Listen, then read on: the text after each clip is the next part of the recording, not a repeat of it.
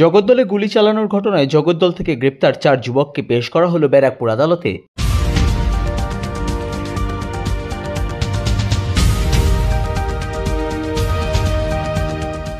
জগদ্দল থানা এলাকার অন্তর্গত মেঘনা জুট মিল এলাকায় বুধবার রাতে গুলি চলা এবং গণ্ডগোলের ঘটনায় সুমিত বেরা, দশরথ বেরা, বান্টি দাস ও অশোক দাস নামের 4 যুবককে জগদ্দল মেঘনা জুট মিল এলাকা থেকে গ্রেপ্তার করে জগদ্দল থানার পুলিশ। ধৃতদের বৃহস্পতিবার ব্যারাকপুর আদালতে পেশ করা হয় জগদ্দল থানার পুলিশের পক্ষ থেকে। অভিযুক্তদের বিরুদ্ধে আগ্নেয়াস্ত্র আইনসহ বেশ কয়েকটি ধারায় মামলা রুজু করা হয়েছে এবং তাদের পুলিশি হেফাজতের জন্য আবেদন জানানো হয়েছে ব্যারাকপুর আদালতের বিচারকের কাছে জগদ্দল থানার পুলিশের পক্ষ থেকে।